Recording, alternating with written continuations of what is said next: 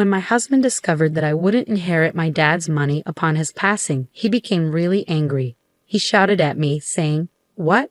You can't inherit the house and money? I don't need you anymore. I want to break up with you right now."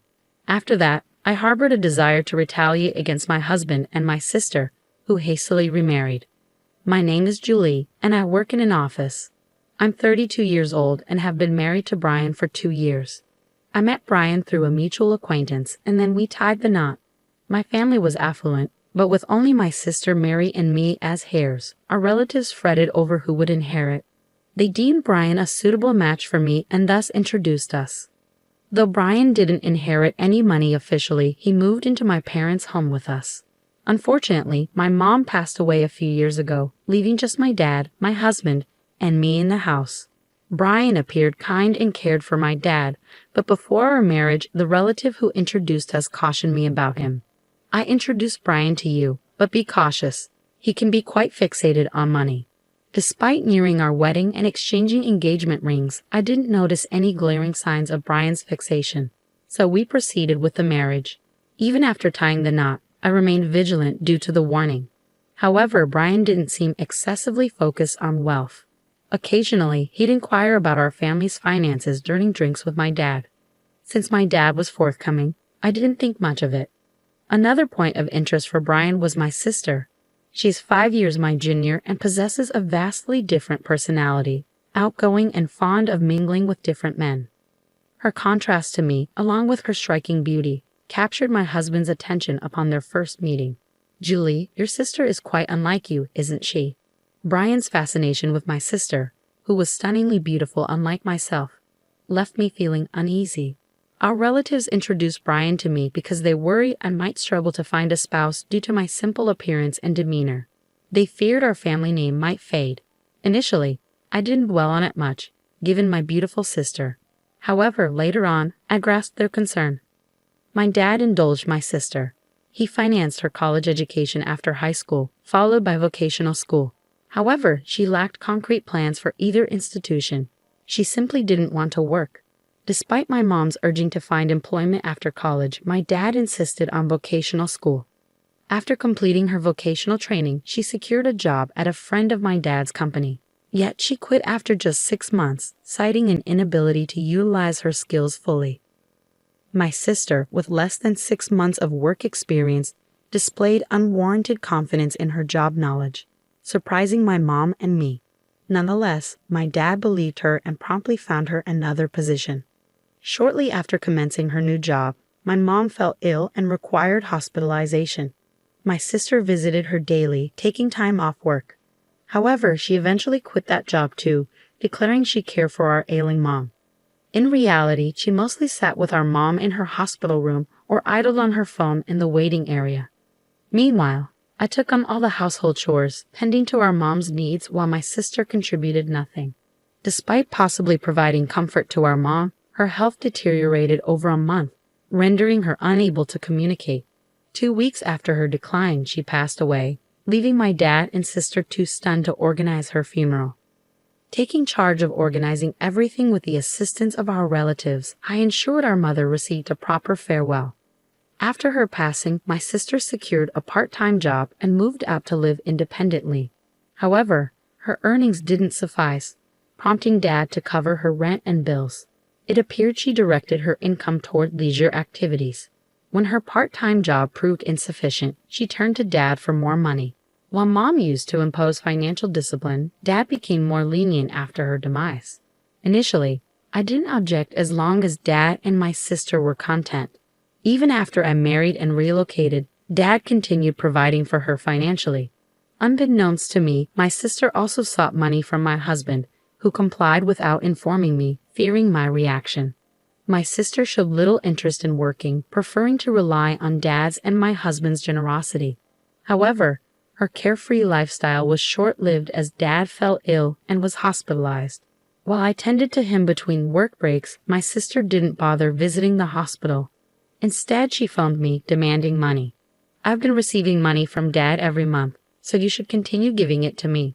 After all, he's covering the rent and bills," she asserted angrily. This revelation shocked me, and I reprimanded her for prioritizing money over our sick father. Despite my frustration, I inquired about the amount Dad had been providing her monthly. "How much does Dad give you each month? You should seek employment and support yourself," I admonished. "Stop being demanding. I receive $1,000 monthly, excluding rent and bills," she grumbled. Her nonchalant bragging disgusted me, and I feared she'd never feel compelled to work earnestly if Dad continued indulging her. Initially, I didn't perceive it as a significant issue, assuming Dad would recuperate. However, his sudden deterioration left me stunned, struggling to keep our relatives informed. The gravity of his condition shook me deeply. Amidst this turmoil, I yearned for my husband's support, but he scarcely visited the hospital, citing work commitments. When he did come, he posed inappropriate questions like, "Your dad must have substantial savings, right?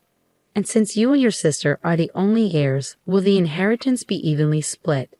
His fixation on money left me speechless, and I finally comprehended our relatives' warnings about his obsession. When my sister received a call, I informed her of Dad's critical state, but her concern was solely for her financial stability. "Ensure you continue my monthly allowance. I can't manage without it," she abruptly concluded. Anger surged within me at her response, compounded by the faint sound of a male voice in the background, triggering a sense of foreboding. About a month later, Dad passed away, with neither my sister nor my husband present in his final moments. Having experienced my mother's funeral previously, I understood the emotional toll of organizing such arrangements. Despite this, my sister and husband offered no assistance, with my sister not even attending the funeral. Though my husband attended briefly, he departed early, citing work commitments. The relative who introduced us noticed his absence and inquired about it. "Where's your husband?" "It's not ideal for the main mourner to be absent," the relative remarked.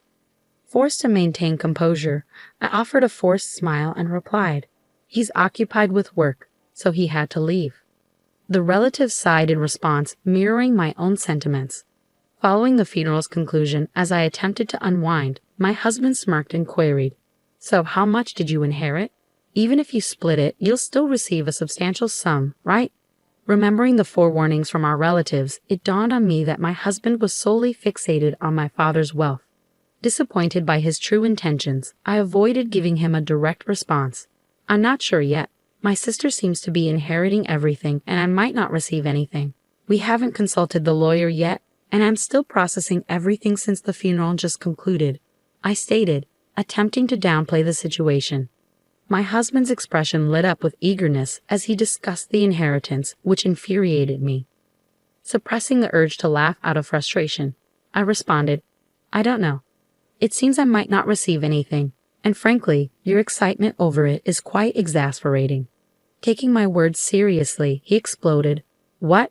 You're not inheriting anything. I don't want you anymore. Let's get divorced right away." Feeling equally fed up, I retorted, "Fine, let's do it.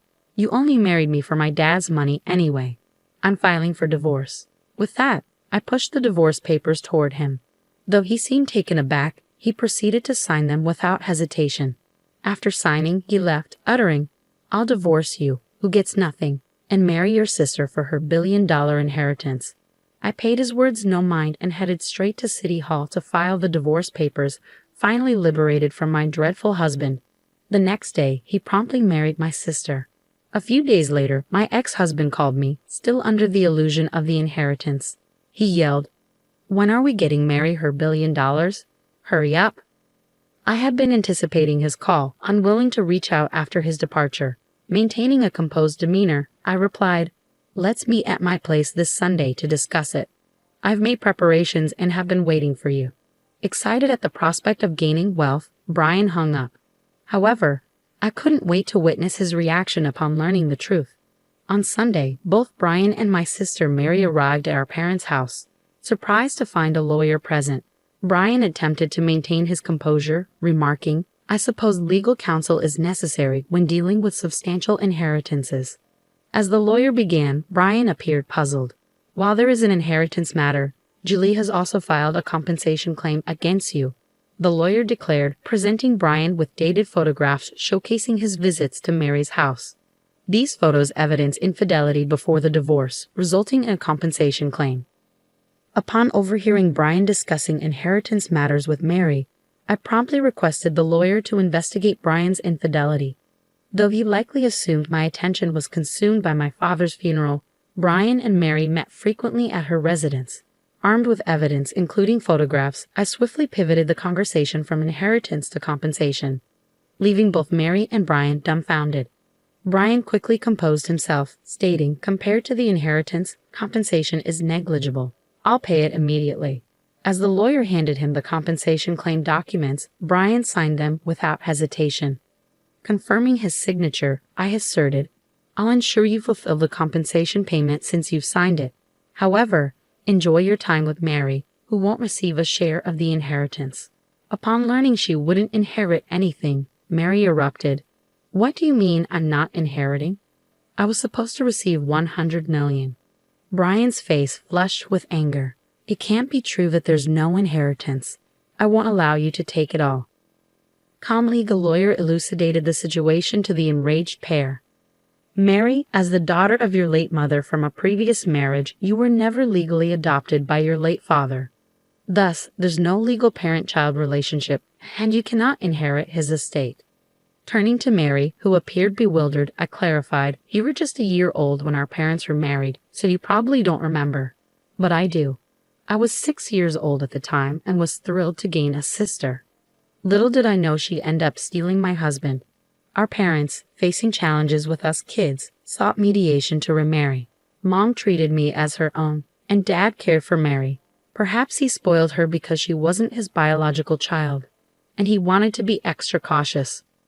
Our parents each brought a child from their previous marriages into the remarriage. Mom, whom some relatives suspected married Dad for his wealth, refused to legally adopt Mary.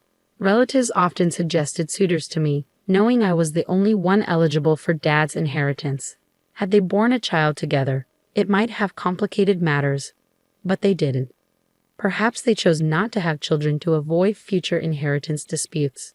It's now evident that Dad continued supporting my sister financially even into adulthood because he couldn't legally pass on his inheritance to her. Though not legally recognized as my mom's daughter due to the lack of adoption, it never affected our familial bond. Apparently, our parents never disclosed their remarriages to my sister, and she learned the truth only recently. My ex-husband's complexion shifted from red to pale as the reality sunk in. After signing the documents and being instructed to pay damages for his false expectations of inheriting from my sister, he asked me with a defeated tone, "Was it all a lie? About my sister inheriting $10 billion while I get nothing?" Struggling to suppress my amusement, I responded, "Certainly, it was a fabrication. It was my way of retaliating for your infidelity. Besides, Dad's inheritance wasn't anywhere near $10 million. Even our affluent father didn't have that much to bequeath." My previously silent sister suddenly exclaimed, "I've made countless plans based on Dad's inheritance. What will happen now? Will you look after me, big sister?" I reassured my anxious sister, "You have a supportive husband now, don't you? You won't require that money anymore. Let Brian take care of you." My sister cast a glance at my ex-husband, who appeared pale and shook his head. "I've also made purchases expecting the inheritance, so I can't support you either. Besides, I have to compensate for damages, so I'm barely managing myself." As I concluded, my ex-husband dropped to his knees in front of me, pleading, "Julie, I'm truly sorry. It was all my fault. Can you forgive me and take me back?" The lawyer, observing the scene, chuckled as he prepared to depart.